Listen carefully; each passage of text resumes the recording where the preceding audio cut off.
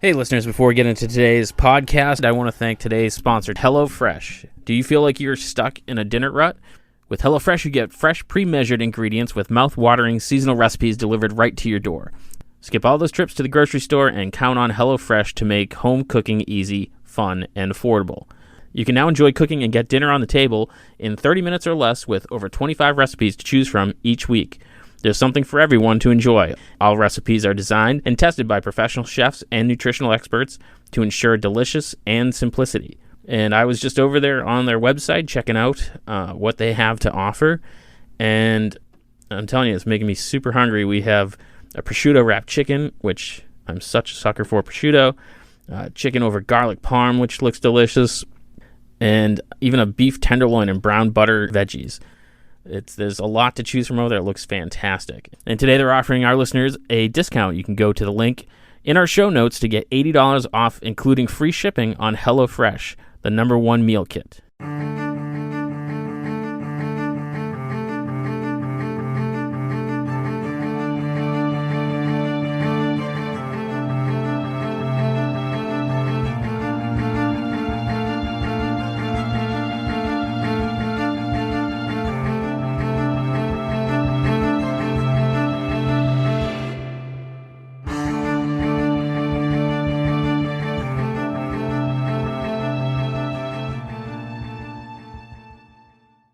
All right, welcome back, Inebri-ites. I am back on Zoom again. We've been doing a few in-person meetups, but I think we're going to stick with Zoom because we get to talk to cool people we wouldn't normally get to talk to, and today's no exception. We have David McWane from Big D and the Kids Table on the show today. What's up, man? Yes, hello. How are you? So I have to pass along a message because I was just recording with a guest not 15 minutes ago, and I'm like, I gotta run, I have another interview, and they're like, who are you interviewing? I'm like, Dave from Big D and the Kids. He's like, I love them. He's like, tell him I said hi. I'm like, do you know him? He's like, no. So Adam from so yeah it's like that's yeah. So Adam from Ticket Custom Sneakers says hello. Oh yeah, cool. And what was his rap? Just about he like customizes sneakers, and it's like I thought it was just gonna be like slap some paint on, but he's like customizing, die cutting, laser cutting, it's pretty legit stuff. Yeah. So if you're a sneaker head, I believe is what they call him. Sorry, what was that? Well, I might steal his info from you and hit him up. Oh, sure, yeah. So Big D is from the Boston area. Boston has like a huge music scene. I feel like it always has. How is it post COVID? I mean, are things coming back? I know on the South Shore here they're starting to come back. We have some venues that are playing concerts, but some are still doing them only outside. Post COVID right now it's still just confusion. You'll see a bunch of friends kind of play some show in South Boston but then in Boston they aren't really like, it's all just regional, and some venues are doing it and some aren't. And for Big D and the Doped Up Dollies so far, we had, other than our show this October, we can't seem to understand if anything is happening really. Like some shows are happening, but it's kind of like it's not the norm, and so It's still just wishy-washy. As my answer is wishy-washy, it is wishy-washy. Yeah, it's weird. There's a good local venue here in Pembroke called Soundcheck Studios. Yeah, it's great, and they're doing shows outside, which is really nice. I like it. But then, like, my son went and saw Kiss. It's like, it's so weird. It's always the middle class that get effed. It's like, yeah, exactly. Got some small renegade shows happening, and then the big ones. But then everybody in the middle's going, well, "What are we supposed to do?" Yeah. Do I sell tickets? Do I not? Do I have to give them back? What's going on? Yeah. Exactly. And I know that studio, Andrew there. He's a good guy. Oh yeah. Super good guy. Yeah.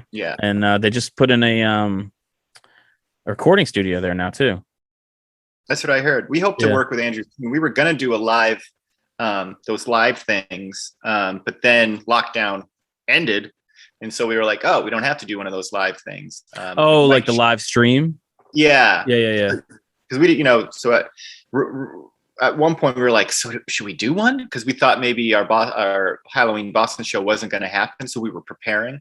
Yeah. But then we found out we could do it. So we were like, oh, and so Andrew might just come and shoot it rather than stream it. Yeah, they're doing some cool stuff there. We did a few live streams here in Plymouth back like January, February for, local musicians who couldn't play the bar scene.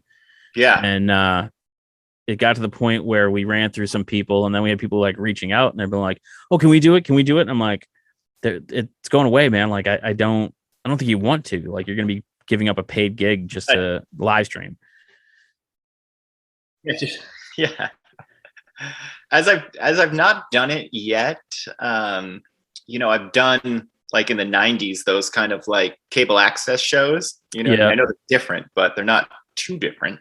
Because there's no audience other than the lens. But yeah, I wonder about them. Like just the performance of it. Because for me, I could find it a little not what it's. I don't know if I don't know. I've never done it. If there's no crowd there, I feel weird.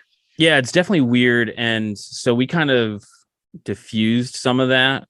Where like I'd be on mic and I'd be interacting with the musicians to like so they'd have some response, and I'd be able to like read comments and requests and shout outs from people, and all the musicians are like, oh, it's really cool because it didn't feel like I was just playing to a camera. At least you were there to talk with. And I could see so like I played drums before a singer and still do. That's like my principal instrument, if you will. So if I was playing drums for a band, I think it'd be no big deal. It'd be awesome. I'd just be paying attention to what I was doing and yada, yada, yada. But as a singer, like for Big D, we kind of have these wild kind of boisterous shows. So it's like, I don't know where that energy would like come from without an audience, except I could see us like doing more of a, you watch us rehearse, not like write us. I mean, actually we could write a song and people watch, but like at a rehearsal, I could see, cause I love rehearsals. I love being with the guys and playing. Like, that's my main thing. I just like equal to, if not more than a live show. I like practice and playing the songs with the guys. It's just real fun. So I could see people being a fly on the wall to that. But turning and facing the camera and being like really, really excited, I would have to have that excitement come from somewhere. And so because I've never done it, I wouldn't want to fake excitement. Do you know what I mean? So because then it just looks like a music video. Yeah. And those are tough to do sometimes. Yeah. You know what I mean? You're like, do it again. You're like, again. So you said you really like rehearsals. Is it that you get to kind of tweak and work on the music that you really like? I think that's because that was my safe haven from the beginning of, like, since I was 14 or whatever. I kind of have that mentality of first I'll say the whole coming together with your friends and creating songs I find so magical and amazing. Like I'm more of a person that the music that you play is what your soul sounds like. You know what I mean? Sure. So it's like when you come together with a couple of different people, a couple of different souls, that's what you sound like together. I love that idea. Like when Aaron, Mark, and Todd and Chris, members of my old band Drexel, come together, we sound like this together. Okay. And when the Big D guys come together, we sound like this together. And I love that. Do you know what I mean? So I love rehearsal, and it also probably comes from the moment I first kind of sang into a mic, plugged a microphone in, like for a band practice, and hearing it through the PA with the guitar. Like the fact that moment was such a brand in my memory that it's always been, it's like your first ice cream. Right. Yeah. You know what I mean? Like you can have ice cream after that. Sometimes that first, like, holy shit, what is this? You know what I mean? It sticks with you. So I've always very fond of it. And I don't have in me any sort of like, I don't want to come off too preachy, but I don't have any sort of, I want people to like the music, be a fan of the music, or if you will, follow the band. Like, I'm a listener, and I like bands. I love and listen to bands, but I don't have any expectations or understanding of someone doing that in the reverse. So it just doesn't click. That's why I've never been a singer, and no diss to entertaining singers, it's just, what I don't put on my pizza. Like people who go, do this and do that and do this and do that to the crowd. Like, I would never, I've tried it. I can't do it. Like, I don't want to tell them to do things. You know what I mean? Like, so for me, a live show is really more like, you can watch us play if you'd like to. Okay. You know what I mean? Yeah. It's this is me and my buddies. This is what we sound like together. And if you like it, you're allowed to stay in the room. You're allowed to. It's awesome. It's funny. You're welcome to sit. The way that you were talking about it, I had this happen recently where we got some feedback from one of our podcasts, kind of like through extended channels. Like, someone had heard it, and the person on it, they'd gone to school together and, lost connection. They reconnected and blah, blah. And I heard you on this podcast. And I'm like, oh my God, that's amazing. And they're like, yeah, well, people listen. I'm like, I know numbers are on the computer screen that tell me people are supposed to be listening, but to actually hear someone respond is so bizarre. Oh yeah. Like if you were a radio DJ and you could have call-ins. Yeah. Call-ins. Yeah. That'd be fun. Yeah. I don't know how we'd do that on a podcast, but we'd have to be live. Right. So go ahead. Sorry. Oh, sorry. So you guys have a album coming out. Yes. And was this a COVID album? Was this pre-COVID? It was pre-COVID, but I think the quality of the horns went up so much because of lockdown. Obviously lockdown was, tough and hard, and there was terrible things going on. I recognize that, but when you're young and you all kind of live on the same block, or you're all roommates, there's that whole, like, do you just want to go in the basement and play? And everyone's like, yeah, but then when you get a little older and you live in different apartments and stuff, it's kind of more, it turns into that, like, so do we practice on Thursdays at 7 after work when we're tired? You know what I mean? Like, okay, I can't do Thursday. I can't schedule more than, And then who's psyched after work? Be creative now. You know what I mean? You spend most of your time just trying to remember what you did last week. So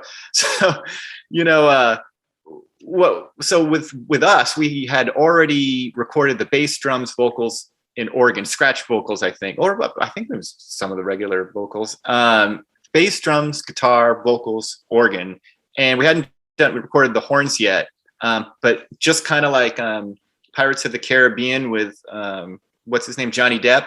I don't know if you saw the scene where he walks off the boat, and then when he steps on the dock, the boat sinks, like the last step. It's just kind of like it's sinking, and then that was kind of us with lockdown. We were on tour with Real Big Fish and Keep Flying, and Sunday was the last show, and we got home, and Monday was lockdown.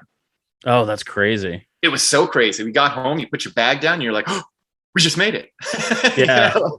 And so that made it so everybody got lonely, of course. And so the horns and the band just started Zooming a whole bunch and doing the old thing, like talking about music, just hanging out, having fun. So it created that nice, high school, middle school kind of just a bunch of dudes hanging out. And so I think by doing that, the horn parts got better. So I think, it's nice for me. It's nice to turn the world off for a while. I mean, I think America is getting really difficult to keep up. I mean, oh, sure. I think the demands and the prices of things are so high up that we're being run pretty rough these days. And so I thought it was wonderful to turn things off. So I was a fan. I was okay for about a week, but I'm not a sit at home kind of person. So then I started going real stir crazy. Oh, right. Yeah.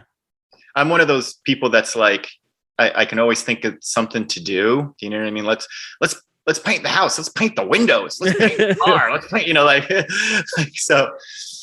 so it was fun. It was nice. Yeah. So are you guys planning to like tour to support this? I know that's even kind of like weird now because I mean, like, I'm not even sure if California's open and like, yeah. So we kind of like sketched out to Leaf Home Booking, Stormy there, who are super awesome. Was our booking people two runs like in April and May. And so we didn't fully route it, but we told them like, hey, can we go have fun? And we haven't really heard much about it. Like, because of the whole Delta variant thing, who knows? I don't really have much to say other than we're trying. But they said a really interesting thing where they go, this is so crazy, where it might become a political thing. Like, if you want to tour, you got to go to red states if blue states aren't doing it. Do you know what I mean? That's so weird. Isn't that a weird idea? Yeah. Like, so you would your routing would just be red states. Huh. Yeah. Unless a blue state had a thing. Right. You know what I mean? 2022 could be a huge year for country music. Yeah. And ska and reggae die. Again. Yeah. It's been, I feel like ska's really kind of, and I don't know if this is just my friend groups on Facebook who've really are posting about ska a lot now. Is that kind of across the board? I believe what the pattern people have noticed is when times get really tough, right when they get like unbearable, I think ska becomes a welcomed genre again because people need it. You know what I mean? Like, ska was big, back in the specials time. There was a lot of unrest going on there. And then ska got popular in the 90s after grunge. I think people were a little sick of the darkness. And God knows, I mean, the last, bunch of years in this country have been pretty disappointing. And so I think people just need it. But, I always make the joke that people don't listen to ska, but then they take like a week or two off of their work to get on a plane and spend a huge amount of money to go somewhere else where they only play ska. And then they come home and they go, oh, Jesus, I needed that. You're like, you can do it at home. Yeah, it's a good point. It's funny. And that's, I've always told people, I'm like, one of the reasons why I love living in Plymouth is it kind of feels like I'm on vacation all the time. Yes. Yeah. Because if I want to, I can, walk 2 blocks and go down by the waterfront and there's places down there that play, reggae music and then they have a Caribbean feel and you're right on the water and, and then you just go back to work. And well, the one family that I came across once that I thought was doing it right. I was pretty young, but I was like, wow, you guys are doing it right. And I was in Jamaica and it was like a snorkeling place. And it was just kind of like, off the beaten path. Like you're going through the woods as if you're going to like the Hobbit land, and suddenly there's this opening and I think this is the breakdown. It was like, let's see here. It's like grandma signs you in and does the pay for the things. Or let me start over. Grandfather does that. Grandma's playing with the children while the father takes you out and the mother is doing something else. Like it was just like this family thing that they all got to be together on the beach in beautiful ocean. They have a business, their house is there, it's functioning. I just remember seeing that and being like, wow, you guys got a good thing going here. You know what I mean? Like it's just a good process of living your life. I don't know why I told you that, but it's a podcast. There's no reason. Going somewhere. Yeah. So do you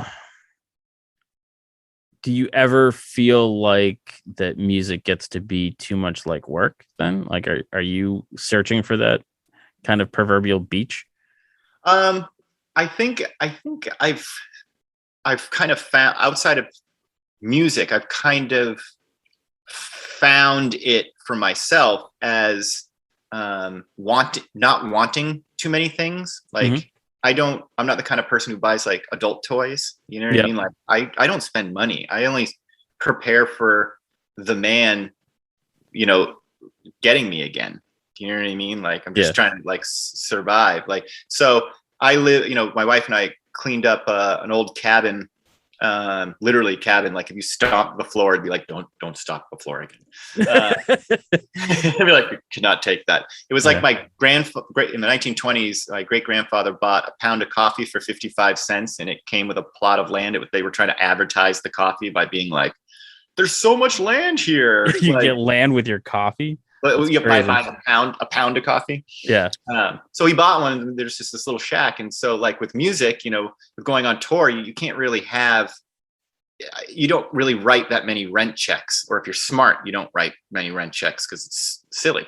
You know what I mean? Throwing your money away. And again, America's getting so hard that, you know, my wife and I, Bree, just looked at that cabin and just got our Home Depot Etsy on and, you know, fixed it up. And I do believe that family was kind of like the inspiration of, you know, we don't need much. We don't need to get into the system. We don't, you know, like we can survive and live a happy life with this. Music doesn't really become work for me. Like the writing of music doesn't really become, and I'm going like work. Like everything's work, you know what I mean? Yeah. Like rewriting and writing it, but it's play. But it doesn't really become work for me until, like, let's say you're on tour and you're just going hard on tour.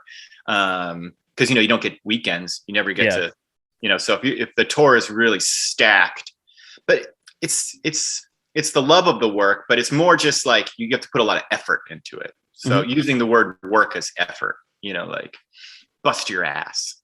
You know what I mean? You have to put effort into your fun. Yeah. It's never work like I got to get the PC reports to Bob by 3. Yeah. It's funny you're talking about that, like feeling of not needing things or adult toys and whatnot. And I'm like, my divorce did that. I'm like, I didn't need that half of my stuff anyways. That's a good way to purge. Yeah. I didn't want that. That's fine. Oh yeah. But you gotta we all know we have to let go of things. You know what I mean? Yeah. And I mean, I make a joke, but I'm kind of serious. It made me less materialistic because I'm like, that's not the important stuff, you know? And to me, it's more about like the experiences, like who you meet, where you go, you know, what show did you see, you know, what museum did you go to? The stuff doesn't really matter. You know, I mean, my basement flooded because of this wacky hurricane we got 2 days ago. And I realized I'm like, a bunch of stuff I got to throw away. And I'm like, okay, big deal. You know? I know what you mean. Well, some neighbors, like Americans, are kind of setting themselves up for kind of stressful lives. Like, don't get me wrong. If you want a jet ski and a 4-wheeler and a houseboat, and if you want to have things, you know, then have them. I just personally don't need them, so I don't get them. But if you need them, get them. But then sometimes people are just working so hard just to pay off their credit cards for their toys, and it's like, I don't know about that equation. You know? It is, like I know people like that, and they'll have a boat or whatever, or a kayak, and I'll be like, "Well, when was the last time you went out on it?" And they'll be like, "Oh, I barely used it this season." I'll be like, "Yeah, because you're working all the time to pay for it." You're working all the time, yeah. So I really try to not. I try to save my free time from working as much as I can. Do you have anything that you do buy that's kind of frivolous for yourself? So I'm a huge nerd, so I'm a sucker for D&D stuff. Right. Yeah. You know, so I'll buy it even though if I'm not using it, because I'm just like, I just like it and I'm a sucker for it. Like, do you have that kind of like collection or like the one thing you do kind of? I would say my main jams. Yeah. I would just say like literally music is ever my interests. You know what I mean? Like and all encompassingly, like merch and, rehearsals and, making the music. So that's my main thing. But other than that, I like to do the classic, like old guy puttering, like building a clubhouse for the kid, paint the barn, build a rock wall. Yeah. I like to do grounds work. Okay. Yeah. You know what I mean? I am a big John Steinbeck book fan. And so all those stories are like man versus odds, man trying to build his life. You know what I mean? And my dad was like that. My grandfather was like that. So just, like just being outside and getting your hands dirty and creating something. It's more about like when you're done, there's something. And that's why I like music and never really took to sports, because like when you were done with a season, it was just gone. There was nothing. There wasn't like a beautiful thing to look at, So I think I in a scary way just don't have that many interests. But don't get me wrong, like I was a D&D character fan myself. You know what I mean? Santos was my character. Santos. I don't know. I don't even know where I got that name. Yeah. But I do want to mention one thing about something you said. Sure. You said you were a nerd about D&D. Do you know I have a little theory of nerds and dorks that I would. Oh, okay. I'm very intrigued. Yes. See, I believe what you were referring in my vocabulary. Yeah. That you're a dork about it. I believe dorks are and I consider myself a dork but forever throughout my life. Because we're passionate about things. You dork out about it, hurting no one, confident, like has friends like that, like all are nice to each other. But nerds, they can be mean. Nerds can be as mean as the jock. You know what I mean? Like if you want to play 1980s roles. So nerds can be a little bit of bastards. You know what I mean? Like, but dorks are the way. Okay. Yeah. But you're very true. And then like I remember like way back in the day, I used to have a comic book shop, and this was the time when at a comic book convention, if you saw 3 girls, you were like, holy crap, there were a ton of girls there. I know what you mean. And now that it's just like so commonplace, and now like the nerds are like gatekeeping, they're like, well, you're not a real fan because nerds will always question you. And trying to they're being the stereotypical jock, in their own way. So and you know what I've found in the music scene, just kind of bring it back to the music scene a little bit, which people have to be not worrisome, but careful about is, some people are mean in high school, right? And then when they're done with we'll say like the 80s jock or something. And popular girl. But then they realize they're being a bit of a jerk, and then they change their ways. They get married and they're quite lovely people, right? But you gotta watch out for the late bloomers, and you gotta watch out for being a late blooming dickhead, where you've been a nerd your whole life, right? But then you go into music, and people start to like you and your music a little bit, and then you get a little quote unquote power. And then you become the dick, but you don't get to have the transfer into a better person, and you just stay a dick your whole life. Because you know what I'm saying? Because you're like, my whole life was hard. Now I'm cool, and now you're just an asshole to everybody. So you gotta watch that, nerds and dorks. Don't become your enemy. Do you feel that musicians tend to start off kind of in that dork camp or nerd camp? Because in my experience, it was very much that way. It was kind of like, I'm going to learn to play guitar because I can't catch the football. Well, I have a theory about that, and that was my upbringing too. But come Pro Tools, I think a different brain of person could enter the music industry. Like back in the day, you had to be very proficient at your instrument. And when you went into a recording studio that was recording with tape, Yep.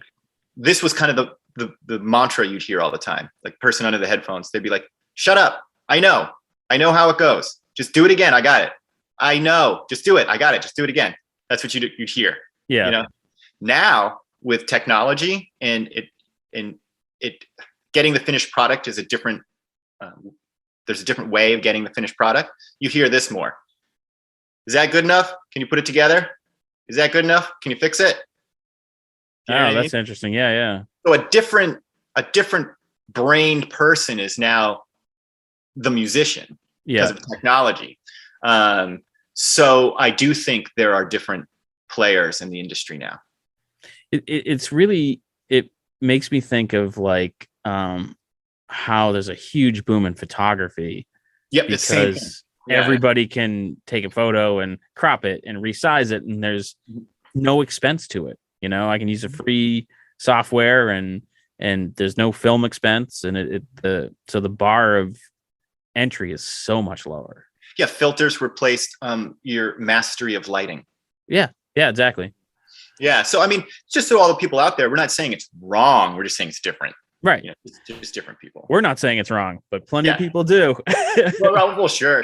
But you know, it's like when you can't stop it, might as well just smile, I guess. Yeah. I was at an open studios, and so I was kind of like poking around all these studios, and there was one that was really interesting. It was a model shop, and they built scale models of boats and planes for like museums. And so like start asking questions, because I have a problem where I'll interview everybody. Sure. And they started talking, and someone said, oh, but blah, blah, blah, you know, this is a 3D printed such and such. And so like immediately I picked up on, I go, all right, so which one of you guys hates 3D printing and which one of you loves it? And one guy's just like, it's not model building, rah, rah, rah, rah. You know, exactly what you would expect. I'm like, I knew it as soon as it was a new technology. You know, the old guy's gonna hate it, and the one guy's gonna embrace it. Yeah, no, totally. Yeah, that's funny you do that, because whenever I find out someone has a job that I've never really heard about, like, you know, even if it's like, I work on an aircraft carrier. That's one of the ones. Yeah. I was like, I always go straight to okay, what's the worst thing you hate? Because they lighten up so much. They go, oh my God, when people, rather than tell me about what you do, because usually they're usually like, well, you know, I just kind of, nobody likes to talk about work, right? But everybody loves to vent. And it's always like, it's fascinating. You know, you start to meet a lot of people, and then you start to ask those questions like, what do you do? And I got some really weird like answers. Like, I knew a sea lion trainer, and wow, that's crazy. I knew a guy who cut up bodies that were donated to science. And wow. It's such a commodity that like, if you are doing something with kidneys, okay, you only get the kidney. And like, his job was to kind of like piece out. Yeah. Where I'm like, you're a professional serial killer. He's like, yeah, basically. Yeah. Oy, oy, oy, oy, oy. Yeah. You know? So, I couldn't do that. I don't think I could either. Like in situations like that, I could do it if it was like, you know, there was this where it had to happen and nobody wanted to do it. I mean, I'm usually the person who will step up and be like, well, I'll freaking do it. Right. Yeah. But if I had a choice, I would. But then like, that's like your job. Like every day you like punch in and be like, well, back to the grindstone. Yeah, that's got to desensitize you. Yeah, I feel like weirdly he's a huge horror movie fan. I'm like, that's not surprising. Yeah. Oh yeah. So when you guys are writing music, like what's your process like? It's a you know, typically you think of a band of like 4 or 5 guys. Yeah. But a larger band than that, is it more complicated? Like how do you kind of go about it?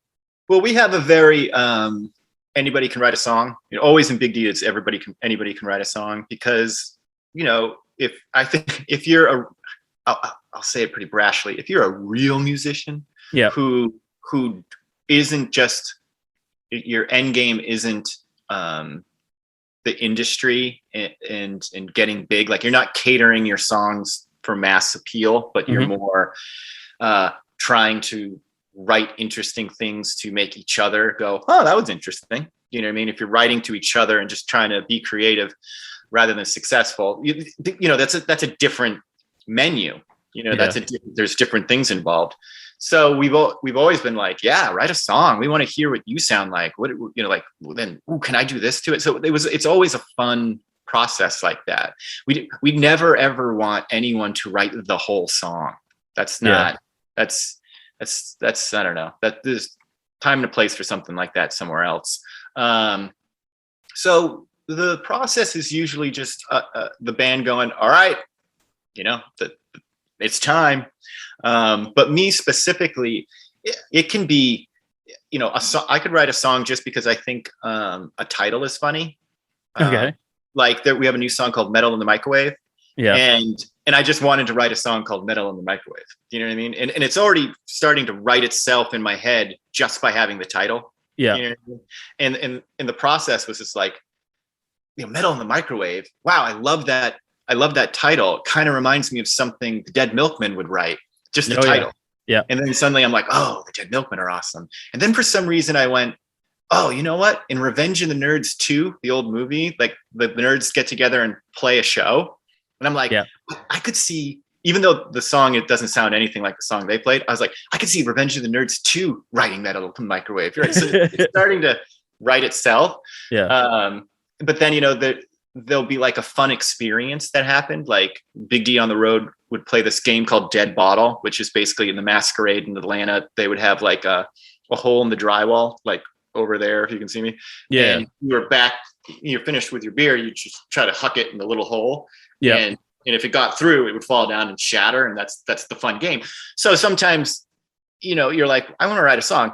I want to write a song about that because it gives me fond memories and kind of makes me laugh. And it's a positive memory. Mm-hmm. So it comes from everywhere, I mean, yeah. So as you're talking about working with everyone else, it kind of made me think back to like when we started this podcast 5 years ago now. And it made me realize how much I say certain words and like weird, like, speech tics, and like you try to work on them and then new words pop in. And, but do you ever, like when you're writing it, you're like, oh God, that chord progression again, man, like don't use that port. Like, are there like those musical tics? I don't think so. I do like the franticness of going up the neck, like, so I think it'll be something I throw in for like emotion or tension. But I don't know if you, not you personally, but if one knows Big D, they know we don't write the same song very often. Some bands, and it's a different cuisine, the album is like one song, you know what I mean? And I love stuff like that. Like Andrew WK's first record, Party Hard, is just one big, awesome jam. You know what I mean? And I love it for that. Do you know what I mean? But Big D, we just can't do that. Even if we wanted to do that, our creative what ifs won't allow it. Yeah. So musically, I'll say this. Sometimes when you write lyrics, it's much easier to come from a negative place than a positive place. So when I'm starting to write a song about something, I could write a line that's like pretty positive and pretty cool. But then as I'm going down, for some reason it'll get more like, what fucking else? And you know what? you know what else I don't really appreciate? And so sometimes I'll be like, oh Dave, this song is called Happy Happy, and you're like, you sons of bitches. Yeah. So sometimes I have to backtrack and go, can you say it differently without just like point blank complaining?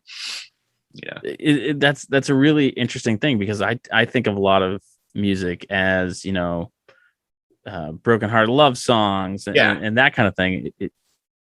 Do you have trouble writing positively when you're not in a good mood, or do you then kind of just be like, no, I'm going to write my cheesy ballad? Or I think life, it's kind of like what the Hulk said in the Avengers movie recently. He's like, well, how do you do it? He goes, the trick is I'm always mad. But what I mean is like, I think life is pretty hard. You know what I mean? Like, so there's always some strife going on. Like there's always something that you could be bummed about all the time. Do you know what I mean? If it's not the kids in the cages still at the border, if that's not even enough, you know what I mean? So I think I do think it's much easier in my opinion, to write negative songs and heartbreak songs than it is to be positive, because I think that's like almost the human condition. You know what I mean? Like in the Matrix, when they were like, we made a perfect world and you rejected it. Yeah, you didn't like it. Yeah. So yeah, I think it is a challenge to, not like a hard challenge, but like it's like reaching for sugar instead of a vegetable. It's so easy to reach for the negative than it is for the positive. But it's like that same thing that you said about, music being work. It's not work, but you have to put effort in it. To be happy, sometimes you have to make an effort to be happy. Yeah, absolutely. I mean, like I said, I'm building this clubhouse. It's a clubhouse. It's supposed to be like the funnest thing in the world, but sometimes you cut the board wrong and you go, shit. So yeah, I mean, I do look at some songs though. This is kind of going on a little bit of a left hook, but I do think Big D and songs that I like. I've never been really attracted to singers who are moaning about something, because I just don't. That's not why I'm putting music in. Yeah, you know what I mean. I like the Beastie Boys quite a lot, and the Beastie Boys aren't ever like, like, I lost my job and my girl broke up with me. And if they were, I probably wouldn't be, doing that, because I go to music to take me away from things. Don't get me wrong. Some people need to hear the example so they can understand their own emotions and kind of work through the process of pain through music. Yeah. I just don't need that. I need more like, okay, my dog died and that really sucks. I don't want to listen to a song about my dog dying. You know what I mean? Like, I want to now, you know what I mean? Like, I don't want to go there. I want to be whisked away for 3 minutes. Yeah. But kind of going what you were saying with the process, kind of jumping, but Big D also, I like, and Big D writes, I call it Tabasco sauce or whatever hot. I mean, some people don't like Frank's hot sauce. I believe we write hot sauce music.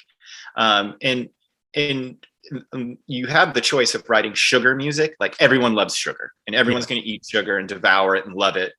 But hot sauce, like, you don't usually like it at first, and you go, no. And then you try it a little bit more, and then you try it a little bit more and little small. And then eventually you like can't eat certain foods without it. Right. And you get very committed to it.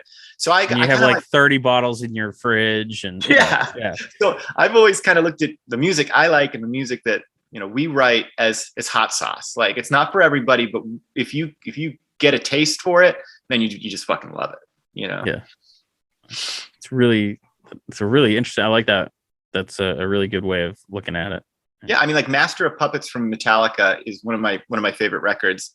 And I had to like inch my way to it when I was little. I remember the first time hearing it and going like, that is scary. Or the last song I thought was scary and went, no. And then like went in the other room and went, yes, was Die Antwood's I Think You Freaky and I Like You a Lot. Oh yeah. They're great, but they were definitely like a band that, it's an acquired taste. Like, the first time you see them, you're like, what am I looking at? Like, what is going on? Yeah, did not. It's in those bands, those moments, those artful moments, artistic moments, change your life. Yeah, you know what I mean. Like, I did not know people were doing that. I didn't know that was a thing to do. Like, yeah. I'm like, look at you guys. So, what are you listening to right now that you would recommend that's maybe kind of off the beaten track? Oh, okay. Other than like work related things, like I'm learning a Rancid song for one of those, like a bunch of bands get together and sing a song. You know what I mean? Yeah. And Big D's doing a cover, and the Doped Up Dollies are getting their first single together. I don't know why I'm going to answer very truthfully. So other than like music things that I have to like learn the lyrics, analyze the thing. So obviously that's not what you're asking, but so other than that, my wife just got me a boombox that so I got all my old tapes out. So currently I'm listening to all my old cassettes, and they consist of Beastie Boys cassettes and like the ones that the B-sides that like not just the regular albums, but the punk ones that like were hard to find. I'm like, Fishbone cassette, Iron Maiden cassettes, in like early rap, like Curtis Blow and the Grandmaster Flash and stuff like that. So it's a lot of the old cassettes and heavy metal and rap. That's cool. You just made me think. I work part-time at the craft beer cellar, and they just got in an Iron Maiden beer. The Trooper or a new Trooper? One? Yeah, the Trooper. Yeah. Put one aside for me. Yeah, I haven't tried it yet, but it's good. It's like a red ale. It's almost like Newcastle. Yeah. But yeah. Cool. So where can our listeners go to hear the new album, and when is the release date, which I don't have in front of me? So let's see. The new album, like the singles are out for New Day and Too Much. Okay. And they're on YouTube and Spotify. And then the new record comes out, which is called Do Your Art, on October 22nd. Okay.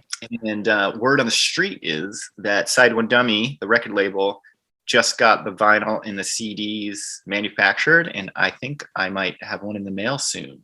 Ooh, that's exciting. So that's the whole goal of like writing a record sometimes is to hold it.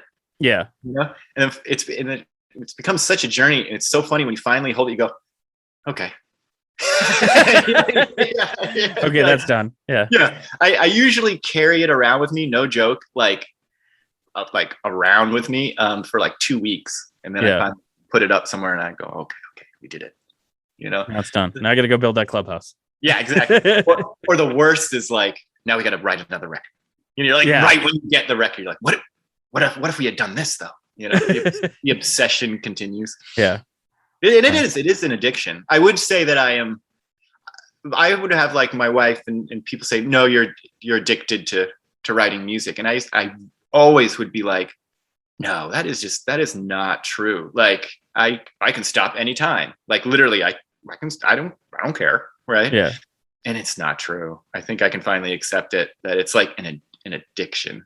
But see, that's one of the things that like this whole podcast came about because I said to the editor, I'm like, I want to do an art podcast. And he goes, art's visual. That's stupid. And I'm like, let me get back to you.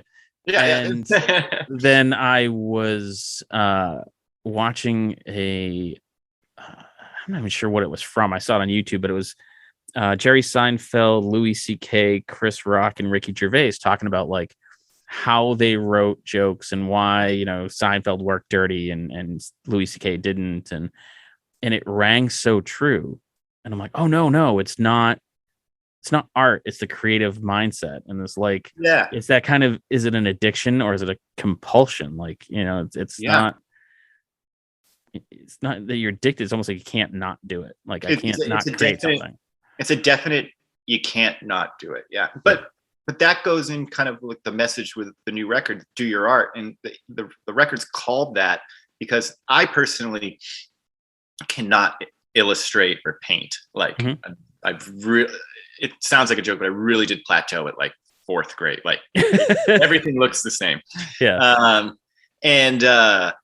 But people around me are so outstanding. Being in music, you're around a lot of artists. Mm-hmm. And I truly look at it as like X-Men super comic book powers. Do you know what I mean? Because almost like mutant powers. I mean, my wife can draw you or me, our face, to the point where it looks like you took a photo. Do you know what I mean? It's ridiculous. And I kind of, again, people don't realize, if you're a millennial or Gen Z, you don't realize how different America is. Like it's just so different than it was. For sure. And I start seeing so many guitar players, painters, illustrators hang up their talent hat, and just go, one, they go like, life's too hard, I don't have time for it. Mm-hmm. Right. But the worst is they kind of have this aura of, I wasn't good enough. Yeah. Do you know what I mean? And I'm trying to go out there and say to people to do your art, like every class warfare is in every single job, like career path. Yeah. And kids with fortunate parents have those parents be just really rich, or they work for Sony, or they're a big musician artist themselves, those kids are going to get it first, no matter what. No matter what. And I kind of say it like a Veruca assault in Charlie and the Chocolate Factory. If Veruca goes, Daddy, Mommy, I want to be a rock star, then it's going to happen. Right. You know what I mean? And so I don't want these artists to ever walk away from their talents because they think they weren't good enough. Right. You know what I mean? And then them hold that. You know what I mean? Like, let's say they just didn't want to do it professionally anymore. That's fine, but still did it at home and still thought positively about themselves. That at least do that, so your kids know you do it, and your kids can see it, and you don't have to be number one. You know what I mean? And last quick thing about it is like the whole America thing of being number one is such a path off the cliff, because none of those people really look that happy anyway. They're all freaking out and being ridiculous. But what I'm getting at is like, that'd be like in comic book world, you know, Batman's doing a good job because he's filthy rich, right? So he can make anything. And Superman just kind of was born that way. Born into it. Born into it, right? And so what if like Wolverine and Havoc and Dazzler and Storm, all these people, Deadpool were just like, you know what? Who cares? They got it. You know, I mean, I only fight crime a little bit, you know, I only just do this and this, you know, nobody cares about my talents. We'd be like, no, dude, keep going. I love reading your story and seeing they're fighting Galactus. I just stopped a bank robbery. Exactly it. Like I'm not on that huge, massive tour that's going around. I just paid the cafe in my local place. I kind of suck. You don't suck. The system's rigged. The cards are stacked against you. You know what I mean? Like, just keep doing your art and just realize that the beginning and end of your story is you're fucking talented.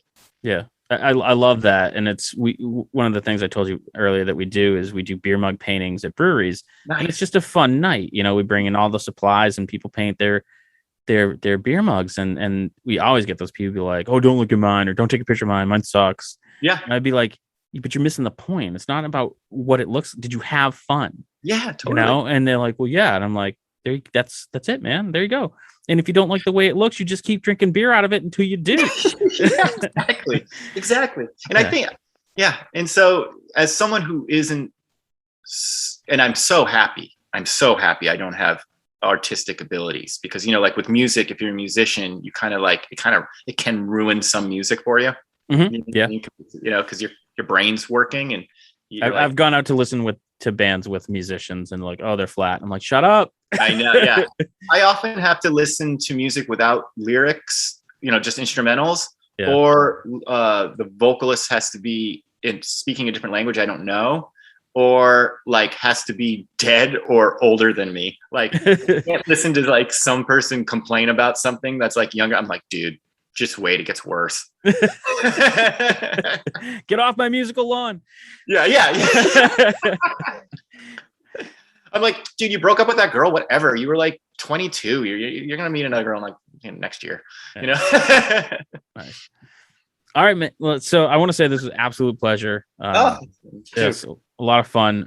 You're welcome back anytime.